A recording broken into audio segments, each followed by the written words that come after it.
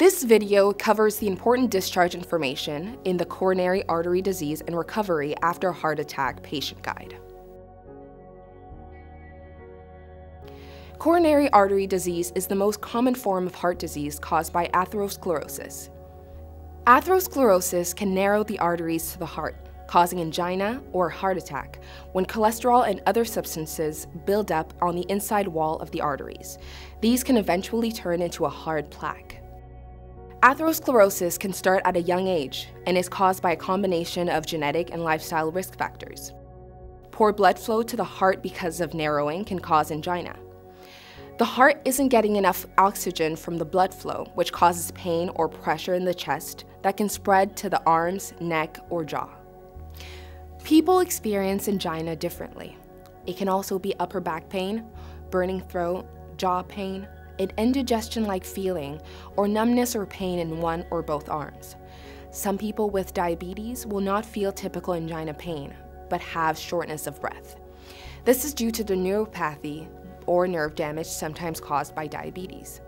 Angina discomfort usually goes away within 2 to 20 minutes by resting or taking nitroglycerin spray. Angina does not cause any heart damage. Consider Charlie. He goes to lift a heavy garbage can, but gets a terrible indigestion-like feeling in his chest. He thinks it's about what he ate. Charlie has a beautiful heart, but in the left anterior descending artery, he has an 80% blockage. Blood can get through, but not fast enough to meet his needs of lifting the heavy garbage can. This results in angina. When a part of the heart is starving for blood and not getting enough oxygen, a heart attack can occur. If an artery is completely blocked for 20 minutes, a part of the heart muscle dies, causing some permanent damage.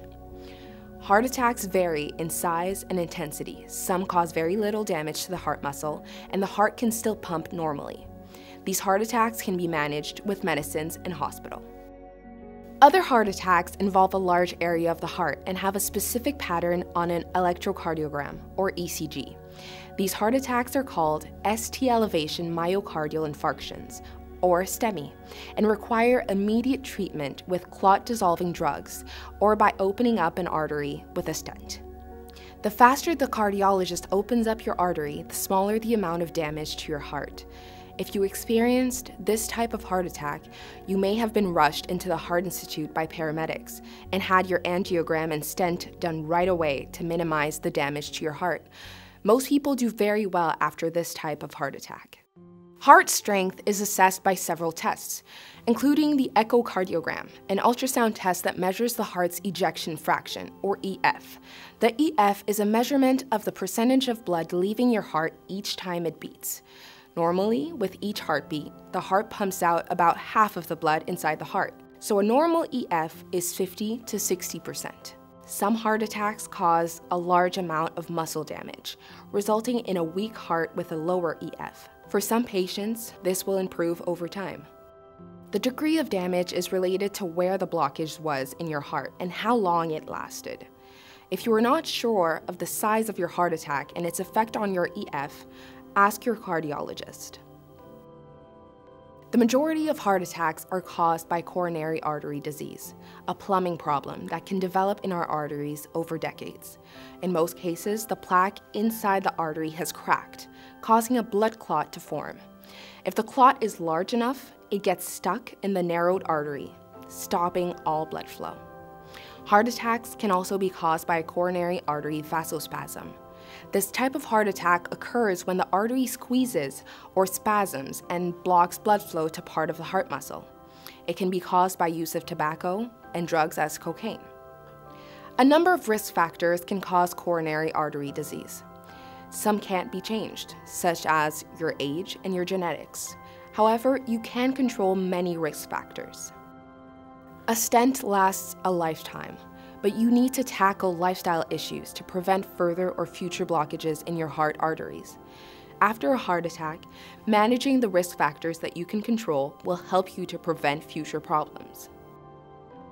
Most patients will return to a normal life after the recovery process. Your recovery may vary depending on the size of your heart attack, your health, and your age. It may be hard to understand why we recommend such a slow return to your normal activities, especially if you were very physically active before your heart attack and are relatively young. But your heart is a muscle, and at any age or fitness level, it and the rest of your body need time to recover. This means taking it slow, gradually increasing your activity level back to normal.